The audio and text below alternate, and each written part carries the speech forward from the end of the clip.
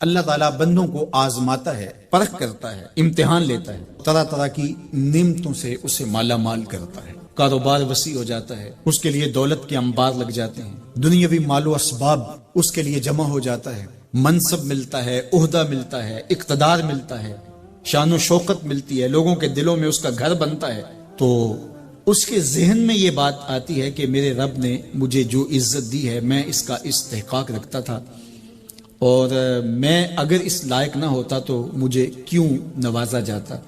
تو گویا میرا رب میرے اوپر راضی ہے۔ اور پھر جب محفل نعت میں مہمان خصوصی بھی بن گئے تو پھر تو ان کے نفس کو اور تسکین مل گئی۔ جب پیر صاحب نے بھی ان کو ہی اہمیت دی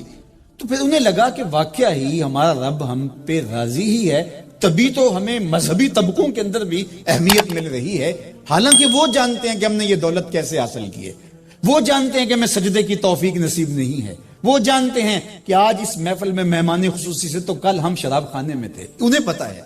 لیکن اس کی طرف توجہ نہیں جاتی، سوچتے نہیں ہیں، بلکہ وہ یہ سمجھتے ہیں کہ ہمیں یہ جو عزت مل رہی ہے یہ اللہ تعالیٰ کی طرف سے ہماری کسی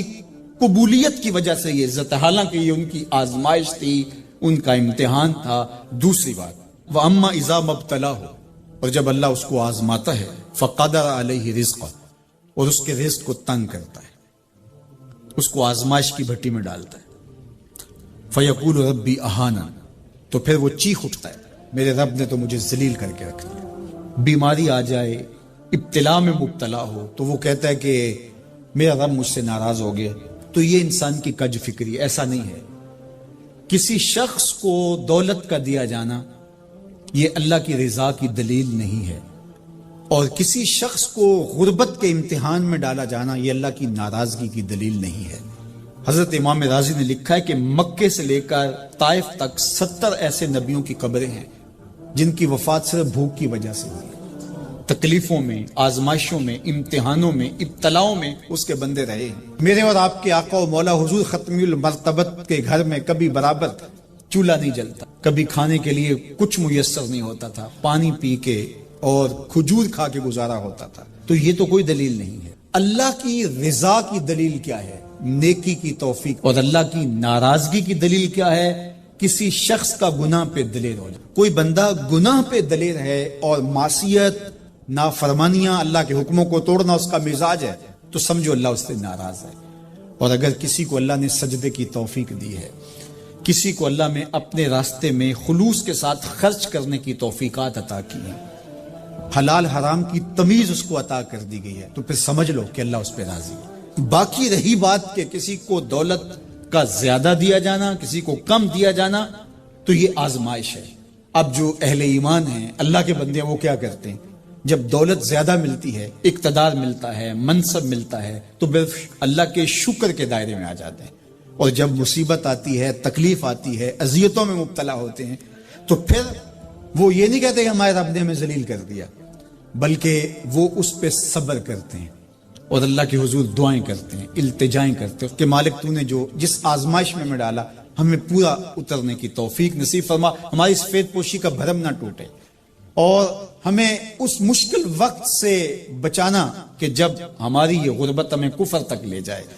اور جب ان کو دولت مندی دی جاتی ہے تو وہ ڈرتے ہیں کہ اللہ ایسا نہ ہو کہ یہ دولت ہمیں فرعون بنا دے، یہ دولت ہمیں نمرود بنا دے، ہمارے اندر بخل پیدا ہو، تکبر پیدا ہو، ہمارے اندر غرور پیدا ہو، تو وہ اس حالت کے اندر اللہ تعالیٰ کا شکر یا دوسری حالت میں اللہ کے حضور صبر کی توفیق مانگتے ہیں اور صبر کے ساتھ اپنی زندگی گزارتے ہیں۔ آقا کریم علیہ السلام نے ارشاد فرمایا کہ کون ہے جو مجھ سے یہ کلمات لے اور ان پر خود عمل کرے اور پھر آگے ان لوگوں تک پہنچائے جو ان چیزوں پر عمل کرے۔ تو بہت سارے لوگ جھولیاں پھیلا کے آگے بڑھ جاتے، لیکن علم کے لیے جو حرص حضرت ابو ہریرہ کے سینے میں تھی، اس وجہ سے انہوں نے پہل کی اور آگے بڑھ کے عرض کی حضور یہ خیرات میری جھولی میں ڈال دیجیے، میں خود بھی عمل کروں گا اور ایسے لوگوں تک پہنچاؤں گا بھی جو ان پر عمل پیرا ہوں۔ تو کہتے ہیں حضور نے میرا ہاتھ پکڑ لیا اور 5 چیزیں گنوائیں۔ پہلی بات میرے حضور نے ارشاد فرمائی، اتق المحارم تکن عابد الناس، اللہ کی حرام کردہ چیزوں سے بچ جاؤ، تم لوگوں میں سب سے بڑے عبادت گزار بن جاؤ گے۔ نیکی کرنا بہت اہم ہے، لیکن یہاں جو تعلیم دی گئی وہ گناہ سے بچنے کی ہے۔ ایک شخص رات کو 100 نفل پڑھ لیتا ہے لیکن صبح اٹھ کے کسی کا حق غصب کرتا ہے، کسی کو گالی دیتا ہے، جھوٹ بولتا ہے، کم تولتا ہے، کم ناپتا ہے، اللہ کے احکام کو توڑتا ہے، اور دوسرا شخص ساری رات عشاء کی نماز کے بعد سویا رہا اور دن کو فجر کے بعد اس نے جھوٹ نہیں بولا، کسی کو تنگ نہیں کیا، اللہ کی مخلوق کو ضرر نہیں پہنچایا، تو شریعت ایسے شخص کو پسند کرتی ہے جو اللہ کی حرام کردہ چیزوں سے بچ جائے، نیکی کی توفیق مل جائے، نفلی عبادات میسر آ جائیں تو بڑی بات ہے، لیکن اس سے بڑی بات یہ ہے کہ اللہ کی حرام کردہ چیزوں سے بچا جائے۔ دوسری بات ارشاد کی، وَرْضَ بِمَا قَسَمَ اللَّهُ لَكَ تَكُنْ أَغْنَى النَّاسِ، اللہ کی تقسیم پہ راضی ہو جا، لوگوں میں سب سے بڑا غنی تو ہوگا۔ دولت کی کثرت سے بندہ غنی نہیں بنتا، کتنے دولت مند ہیں، نفس کی کمینگی ہی ختم نہیں ہوتی۔ تو غنی اس وقت بندہ بنے گا جب اللہ کی تقسیم پہ راضی ہو گیا، اللہ نے جس حالت پہ رکھا اس حالت پہ خوش ہے کہ میرے مالک نے مجھے جو دے دیا یہ میرے لیے اس نے مناسب جانا، تو بس میں اس پہ راضی ہوں، میں اس پہ خوش ہوں۔ اور اگر انسان یہ نہیں چاہتا اور نہیں کرتا تو جہاں بھی ہوگا وہ مطمئن نہیں ہوگا۔ پھر ارشاد فرمایا، وَأَحْسِنْ إِلَى جَارِكَ تَكُنْ مُؤْمِنًا، اپنے ہمسائے کے ساتھ سلوک اچھا کر تو کامل مومن ہو جائے گا۔ جو آپ کا ہم سایہ ہے تو آپ کا سایہ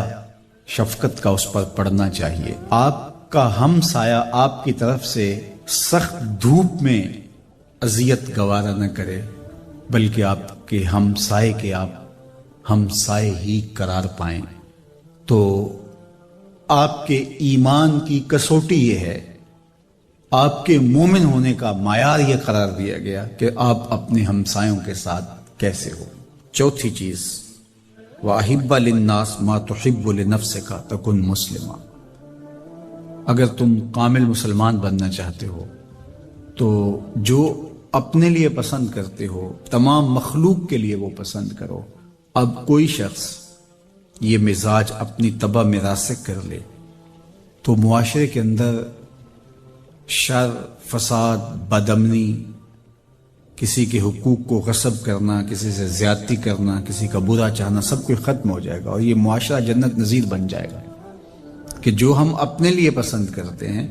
وہ ہم اپنے دوست کے لیے، بھائی کے لیے، ہمسائے کے لیے، عزیز کے لیے، رشتہ دار کے لیے پسند کریں۔ اور پانچویں بات، وَلَا تُكْثِرِ الضِّحْكَ فَإِنَّ كَثْرَةَ الضِّحْكِ تُمِيتُ الْقَلْبَ، ابو ہریرہ زیادہ ہنسا نہ کرو، زیادہ ہنسنے سے دل مر جاتا ہے۔ مسکرانا تو سنت ہے، مسکرانا حضور کی عادت تھی، جس کی تسکین سے روتے ہوئے ہنس پڑیں، اس تبسم کی عادت پہ لاکھوں سلام۔ مسکرانے کے بعد اگلا مرحلہ دہک کا آتا ہے، لیکن دہک کبھی کبھی حضور سے صادر ہوا اور کہا یہ حضور علیہ السلام سے صادر نہیں ہوا، تو کہے سے منع کر دیا گیا۔ دہک کبھی کبھی ہو اور تبسم آپ کی زندگی میں شامل ہو۔ اللہ اس حدیث پاک کا نور ہماری روحوں میں اتار دے اور ہمارے باطن میں چراغاں کرے۔ تو اس موقع سے بھرپور فائدہ حاصل کر کے ہمیں ذکر و فکر کی طرف آنا چاہیے، قرآن مجید کی تلاوت، کثرت نوافل، قضا شدہ نمازوں کی ادائیگی اور دیگر امور خیر بجا لانے چاہیے۔ اپنے ماں باپ کی صحبت میں بیٹھنا چاہیے، ان کی دعائیں لینی چاہیے، اپنے بچوں کے پاس بیٹھیں، اور بہت سارے اور امور جو ہم اپنی مصروفیات کے باعث پورے نہیں کر پاتے تو یہ موقع ہے ان کو پورا کرنے کا۔ لیکن اس موقع سے ناجائز فائدہ حاصل کرتے ہوئے بہت سارے لوگ اپنے مکانوں کی چھتوں پہ دھاتی تاروں کے ذریعے پتنگیں اڑانے کے شغل میں مصروف ہیں، تو اس شغل سے خدا را باز آئیے۔ یہ موقع ایک دوسرے کی مدد کرنے کا ہے، نصرت اور اعانت کرنے کا ہے، نہ یہ کہ مکانوں کی چھتوں پہ کھڑے ہو کے آپ خونی کھیل کھیلیں اور دھاتی ڈور کے ذریعے سے لوگوں کے گلے کٹیں اور لوگوں کو نقصان ہو، تو اس سے خدا را ہمیں خود بھی باز آنا چاہیے اور اپنے بچوں کو بھی اس سے روکنا چاہیے، ان کی حوصلہ شکنی کرنی چاہیے۔ ویسے بھی علماء نے کہا کہ یہ جو پتنگ کٹتی ہے تو بچے اس کو لوٹنے کے لیے دوڑتے ہیں اس کے پیچھے، تو عمومی طور پہ ہمارے ہاں یہ کہا بھی جاتا ہے کہ میں پتنگیں لوٹ رہا ہوں یا لوٹ کے لایا ہوں، تو شرعاً وہ اس کی ملک نہیں تھی تو وہ کیسے اس کو اپنے پاس رکھ سکتا ہے؟ تو یہ ایسا گناہ ہے جس کو گناہ نہیں سمجھا جاتا، اور بچپن میں معصوم ذہن پر لوٹ مار کا تصور اس سے ابھرتا ہے، اور آج وہ پتنگ لوٹ کے لایا ہے تو کل بڑا ہو کے بڑا لٹیرا بنے گا۔ تو یہ ماں باپ کو سوچنا چاہیے کہ پتنگ لوٹنے کا عمل لوٹنے کی ایک مشق ہے، اور بچہ اس کو کوئی برائی نہیں سمجھ رہا اور اس کو گناہ نہیں سمجھ رہا، حالانکہ یہ مال لکتا ہے۔ اور اگر کسی نے پتنگ لوٹ لی یا ڈور لوٹ لی تو ہمارے فقہا نے لکھا ہے کہ 6 ماہ تک اس کا اعلان کرے، مالک کے نام ملنے کی صورت کے اندر اس کو صدقہ کرے، وہ خود پھر بھی نہیں رکھ سکتا ہے چونکہ یہ مال لکتا کے حکم کے اندر ہے۔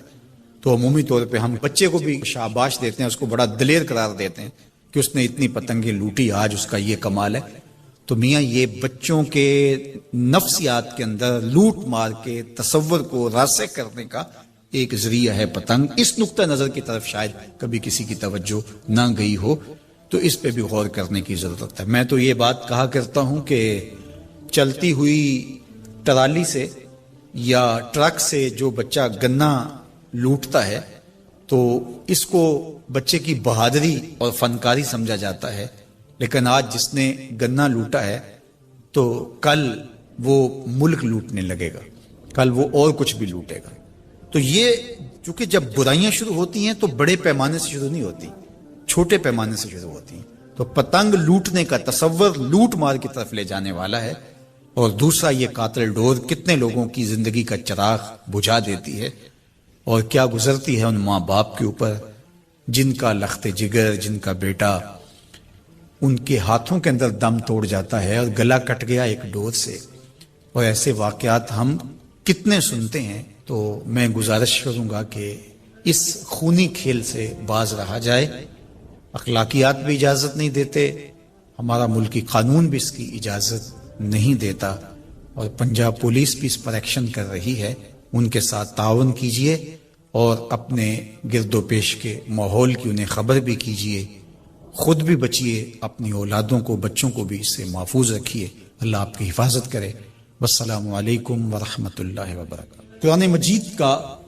اسلوب بیان دیکھیے کتنا دل آویز اور خوبصورت، اور مذہب اسلام کی خوبصورتی دیکھیے۔ غریبوں کو، یتیموں کو، لاچاروں کو، اپاہج اور کمزوروں کو، بیوگان اور اراملہ اور مساکین کو مدد کرنا، ان کی اعانت کرنا، ان کو کھانا دینا، یہ تو سارے لوگ کہتے ہیں، لیکن قرآن نے کتنی خوبصورتی کے ساتھ ہمیں بتایا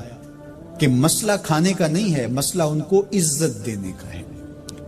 اگر تم ان کو کھانا دیتے ہو اور تذلیل بھی کرتے ہو تو تم اللہ کی رضا کبھی نہیں پا سکتے۔ اللہ کی رضا تمہیں تب نصیب ہوگی جب تم ان کی عزت نفس کا خیال رکھو گے، ان کی تذلیل نہیں کرو گے۔ تم ان کی تصویریں سوشل میڈیا پہ اور اخباروں پہ ڈال کر کے ان کی تذلیل کا سبب اور ذریعہ نہیں بنو گے تو پھر تمہارا رب تم سے راضی ہے۔ تو بات کھانا دینے کی نہیں ہے، قرآن کہتا ہے تم ان کی خدمت کرو، ان کو کھانا کھلاؤ، لیکن اس چیز کا تمہیں پہلے خیال ہونا چاہیے کہ تم ان کی عزت نفس کو مجروح نہ ہونے دینا۔ وَرَجُلٌ تَصَدَّقَ بِصَدَقَةٍ فَأَخْفَاهَا حَتَّى لَا تَعْلَمَ شِمَالُهُ مَا تُنْفِقُ يَمِينُهُ۔ میرے حضور نے فرمایا جس شخص نے صدقہ کیا اور اتنے مخفی انداز میں کیا کہ جو دائیں ہاتھ نے خرچ کیا بائیں ہاتھ کو اس کا پتہ ہی نہ چلا، قیامت کے دن جب کوئی سایہ نہیں ہوگا اللہ ایسے شخص کو اپنے عرش کا ٹھنڈا سایہ نصیب فرمائے گا۔ کتنی بڑی بات ہے۔ قرآن نے ہمیں سرا و اعلانیہ دونوں طریقے بتائے ہیں۔ اعلانیہ بھی خرچ کر سکتے ہو، مخفی بھی خرچ کر سکتے ہو، لیکن اعلانیہ خرچ تم تب کرو گے جب کسی کی عزت نفس کا مسئلہ نہیں ہوگا۔ آپ مسجد کے لیے فنڈ مانگ رہے ہیں، کوئی بات نہیں، یہاں تو کوئی ایسا شخص نہیں ہے، لیکن کسی ایک شخص کو دے رہے ہیں تو پھر آپ کو اس بات کا خیال کرنا ہوگا، اس وقت پھر مخفی کرنا تمہارے لیے ضروری ہے۔ اسی طرح اگر تم ترغیب کے لیے کر رہے ہو تو کوئی بات نہیں ہے، لیکن اس میں بھی تم یہ خیال رکھو کہ ترغیب میں بھی کسی کا دل نہ دکھنے پائے، کسی کی تصویر نہ آنے پائے۔ ترغیب دلانے کے بہت سارے طریقے ہیں، لیکن ترغیب دلانے سے قبل اپنے دل سے سوال کر لو، ترغیب کے پیچھے چھپی ہوئی کہیں ریاکاری تو نہیں ہے؟ چونکہ ریاکاری جو ہے یہ کالے پتھر پر کالے رنگ کی چونٹی چلے تو اس کی چال سے بھی زیادہ باریک ہے، تو یہ بڑی باریک چال ہے۔ تو بعض کا بندہ کہتا ہے میں تو ترغیب کے لیے کر رہا ہوں، لیکن اس کے پیچھے اس کا نفس کھڑا ہوتا ہے اور اس کے نفس پہ یہ شاک ہوتا ہے کہ وہ بغیر تشہیر کے کرے، تو وہ ترغیب کا نام لے کے اپنی اس ریاکاری کے اوپر ترغیب کا پردہ ڈالنا چاہتا ہے، لیکن ہوتی ریاکاری ہی ہے۔ تو یہ اپنے آپ سے پوچھے، بندے کو پتا ہوتا ہے کہ میں کہاں کھڑا ہوں۔ اقبال نے کہا تھا کہ ملا سے نہ پوچھ اپنے دل سے پوچھ، تو بندے کو پتا ہوتا ہے کہ یہ ترغیب ہے یا اس کے پیچھے چھپی ہوئی ریاکاری ہے، اور ریاکاری تھوڑی سی بھی اللہ کو قابل قبول نہیں ہے۔ حضرت ابو امامہ الباہلی رضی اللہ تعالیٰ عنہ فرماتے ہیں کہ میں نے حضور سے پوچھا کہ ایک شخص جہاد کرتا ہے اور اپنی جان وار دیتا ہے اور اس کا مقصد اللہ کے دین کو سر بلند کرنا ہے، لیکن اس کے ذہن میں یہ بھی ہے کہ چلو میری بہادری کے جھنڈے بھی لگ جائیں گے،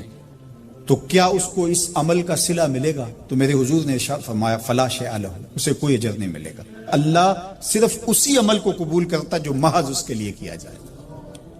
تیرے عمل میں اخلاص ہو تو اس کا اجر کچھ اور ہے، حور و خیام سے گزر بادہ و جام سے گزر، جو محض اس کی رضا کے لیے عمل کیا جائے وہی عمل ہے۔ حضرت معاذ بن جبل رضی اللہ تعالیٰ عنہ حضور کے روضہ انور کے پاس بیٹھ کے رو رہے تھے، حضرت عمر گزرے تو رک گئے، کہا معاذ رو رہے ہو؟ کہا کہ صاحب مزار کا ایک فرمان یاد آیا جس نے مجھے رلا دیا۔ تو کہا وہ کیا فرمان تھا؟ کہا ایک دن حضور نے کہا تھا تھوڑی سی ریا بھی شرک ہے، تھوڑی سی ریا بھی شرک ہے۔ تو ضرور رکیے، آپ ترغیب کا نام لے رہے ہیں کہ میں ترغیب دینے کے لیے کر رہا ہوں، لیکن ذرا ایک لمحے کے لیے رک کے اپنے آپ سے سوال کر لیجئے، ترغیب کے پردوں کے پیچھے چھپی ہوئی کہیں ریا تو نہیں ہے؟ اگر ریا کہیں چھپی ہے تو عمل ضائع ہو گیا، عمل برباد ہو گیا۔ کیتی کتری پئی کھو محمد تے سکہ بنیا زردہ، سب کچھ برباد ہو گیا۔ اس لیے محض اس کی رضا کے لیے ترغیب بھی اگر آپ کی نیت ہے تو اس سے قبل اچھی طرح اپنے آپ کو جانچ لیں کہ ہم کھڑے کہاں ہیں۔ اللہ اکبر۔ تو کہا کہ کلا بل لا تکرمون الیتیم، تمہارا مسئلہ یہ ہے کہ تم یتیم کی تکریم نہیں کرتے ہو، عزت نہیں دیتے۔ حضور علیہ الصلوۃ والسلام نے فرمایا کہ مومن کا معاملہ بھی بڑا عجیب ہے کہ اسے اگر تکلیف ہوتی ہے تو اس پر وہ صبر کرتا ہے، یا اسے خوشی ملتی ہے تو اس پر وہ شکر کرتا ہے، تو دونوں صورتوں میں اللہ اس کو اجر عطا کرتا ہے۔ اور یہ صرف شان مومن کی ہی ہے کہ وہ مصیبت پر صبر کرے،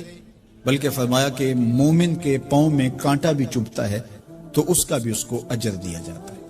اس کے درجے بلند ہوتے ہیں، اس کے گناہ معاف کر دیے جاتے ہیں، اس کی خطاؤں سے درگزر کر لیا جاتا ہے۔ لیکن یہ مشروط ہے اس تکلیف کو صبر کے ساتھ برداشت کرنے سے۔ اگر وہ واویلا کرتا ہے، ناشکری کے کلمات کہتا ہے، تو تکلیف تو ختم نہیں ہوتی لیکن اجر زائل کر دیا جاتا ہے۔ تو اس لیے ہمیں ہر صورت کے اندر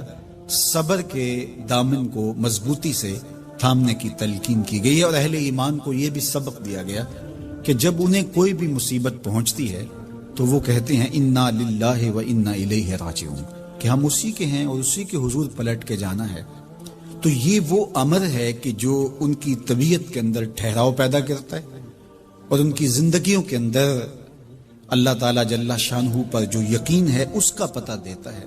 اگر مصیبت کو اللہ کی طرف سے سمجھ کے مان کے صبر کیا جائے، اس کو مقدور سمجھا جائے، اس پر واویلا نہ کیا جائے، اللہ کی نافرمانی کا کوئی کلمہ نہ بولا جائے، اپنے عقیدے میں تزلزل نہ آنے دیا جائے، اپنے رویوں کی خوبصورتی کو زائل نہ ہونے دیا جائے، تو اس کا مطلب ہے کہ وہ شخص مومن ہے، اس کا یقین ہے کہ یہ اللہ کی طرف سے ہے۔ تو پھر اس کے یقین کے صلے کے اندر اللہ اس کو پھر ہدایت قلب کا چراغاں نصیب کرتا ہے۔ اور فرمایا واللہ بکل شیء علیم، اور اللہ ہر شے کو جاننے والا ہے۔ اسے پتہ ہے کہ کسی پر مصیبت نازل کیوں کرنی ہے، اور اس مصیبت سے اس کا امتحان لینا مقصود ہے، اس کے درجوں کو بلند کرنا مقصود ہے، اس کے گناہوں کو معاف کرنا مقصود ہے، اس کو کسی آزمائش میں ڈال کر کے اس کو مزید کندن بنانا مقصود ہے، یا اس کا کیا مقصود ہے، اس کو سزا دینا مقصود ہے، یہ اسے پتہ ہے۔ تمہارا رب تمہاری طرف آنے والی جو تکلیفیں ہیں ان کے اندر ہزارہا پنہا حکمتوں سے واقف ہے۔ یہاں یہ بات بھی سمجھنے کے قابل ہے کہ جو شخص مصیبت کے آنے پر صبر اور استقامت کے ساتھ اس سے نپٹتا ہے اور اللہ پر جو اس کا یقین ہے اس میں تزلزل پیدا نہیں ہونے دیتا، کل من عند اللہ، اے محبوب فرما دیجئے جو کچھ ہے وہ تمہارے رب کی طرف سے، یہ اس کا خیال اور فکر ہے کہ یہ میرے اللہ کی طرف سے، تو پھر اس مصیبت کو ٹالنے والا بھی وہی ہے۔ تو اگر یہ اس کا عقیدہ پختہ تھا تو پھر وہ مالک کی دہلیز چھوڑ کے، مالک کی چوکھٹ چھوڑ کے کسی اور دہلیز پہ نہیں جائے گا، کسی اور چوکھٹ پہ نہیں جائے گا، وہ اس مصیبت کو دور کرنے والا مؤثر حقیقی اللہ کو ہی جانتا ہوگا اور اسی کے حضور دعائیں کرے گا، التجائیں کرے گا، کسی شرک کا ارتکاب نہیں کر سکتا ہے، اور وہ مالک کی دہلیز سے کبھی روح گردانی نہیں کر سکتا، بلکہ اس تکلیف کے آنے سے وہ اپنے رب کے ساتھ اور زیادہ جڑ جائے گا، اور اگر وہ صبر کرے تو یہ اس کا ایک مرتبہ ہے کہ وہ حوصلے کے ساتھ اس تکلیف کو برداشت کرے، اور دوسرا مرتبہ جو اس سے بڑھ کر ہے کہ اس پہ اللہ کی رضا کے سانچے میں اپنے آپ کو ڈھال لے کہ جے سونا میرے دکھ وچ راضی، میں سکھ نو چلے ڈاواں۔ اگر وہ اس بات پہ راضی ہے تو کوئی بات نہیں ہے، میں اس پہ راضی ہوں کہ میرے رب کی یہ رضا ہے۔ تو یہ دونوں چیزوں کا مل جانا یا دونوں میں سے کسی ایک کا مل جانا، یہ اللہ کی طرف سے اس کو دیا گیا انعام ہے جو اس مشکل حالات میں اس کو حاصل ہوتا ہے۔ اب وہ کس کیفیت میں ہے اللہ تعالیٰ اس کو خوب جانتا ہے کہ وہ اس پہ صبر کر رہا ہے یا اس کا اندر ڈول رہا ہے، اس کا عقیدہ کمزور تھا اور وہ کمزوری کے باعث جو ہے وہ تزلزل کا، تذبذب کا شکار ہو گئے، تو یہ تمہارا رب خوب جانتا ہے۔ تو تمہارے سینے کے اندر چھپی ہوئی کیفیت تمہارے رب کے علم میں ہے، وہ مانگنے لگ جاتا ہے، سوال کا دروازہ کھول دیتا ہے، اللہ اس کے لیے محتاجی کا دروازہ کھول دیتا ہے۔ حالات سخت بھی ہوں، اگر قابل برداشت ہوں تو ان کو برداشت کرنا چاہیے تاکہ سوال کی عادت نہ پڑے۔ انسان مخمسے کی حالت میں ہو، مجبور ہو جائے تو وہ ایک الگ بات ہے، مخمسے کی حالت میں سوال جائز ہو جاتا ہے، لیکن اگر حالت مخمسے کی نہ ہو تو پھر سوال نہیں کرنا۔ تھوڑی سی مشکل آئی اور اناج بٹتے ہوئے دیکھا تو خود بھی سوالی بن کے جا کے کھڑے ہو گئے، جبکہ ہمارے گھر کے اندر اتنا کچھ موجود تھا کہ ہم گزر کر سکتے تھے، لیکن مفت کا مال ہے لہٰذا کوئی حرج نہیں ہے، تو پھر آہستہ آہستہ انسان اس کا عادی بن جاتا ہے۔ اللہ اس وقت سے بچائے کہ ہم محتاج ہوں اور ہمیں عملاً اس جگہ پہ آنا پڑے، اللہ سب کو محفوظ فرمائے۔ لیکن اگر حالات کچھ تلخ بھی ہوں تو پھر بھی اگر آپ دیکھیں اپنے آپ کو کہ کیا ہم ایسی جگہ پہ تو نہیں ہیں کہ ہم سوال کرنے جائیں، تو باہر ایک ماحول دیکھ کر کے تو لپک پڑنا، تو اس سے آپ کی طبع کے اندر سوال کی عادت پیدا ہوگی، تو اس لیے جو مانگنا شروع کر دیتا ہے پھر اس کے لیے محتاجی کا دروازہ بند نہیں ہوتا، الا یہ کہ کوئی سخت مجبور ہو جائے تو شریعت اس کو اس کی اجازت دیتی ہے۔ تیسری بات میرے اور آپ کے آقا و مولا نے جو قسم کر کے کہی، ما نقص مال عبد من صدقہ، کہ صدقے سے بندے کا مال کم نہیں ہوتا۔ آپ کا اکاؤنٹنٹ کہتا ہے کہ اگر اتنے پیسے اتنوں سے نکال دیے گئے تو باقی اتنے بچیں گے، کیلکولیٹر کا حساب بھی یہی ہے، لیکن میرے محبوب فرماتے ہیں کہ میں ضمانت دیتا ہوں کہ صدقے سے مال کم نہیں ہوتا، تو اس لیے تم راہ خدا میں خرچ کرو گے تو میرا رب کہہ رہا ہے خیر لانفسکم، یہ تمہارے لیے بہتر ہے، تمہیں لگتا ہے کہ اتنے کم ہو جائیں گے لیکن ایسا نہیں ہے، تمہارا مال صدقے سے گھٹتا نہیں ہے، صدقے سے تمہارا مال بڑھتا ہے، اور اللہ تعالیٰ جل شانہ ایک کا 10 گنا عطا کرتا ہے، 70 گنا عطا کرتا ہے، 700 گنا عطا کرتا ہے، فرمایا اللہ چاہے تو اس سے بھی زیادہ عطا کر دے، اور پھر فرمایا ان تقرضوا اللہ قرضا حسنا یضاعفہ لکم، اگر تم اللہ کی راہ میں قرض حسنہ دو تو وہ دگنا کرتا ہے۔ اچھا، یہ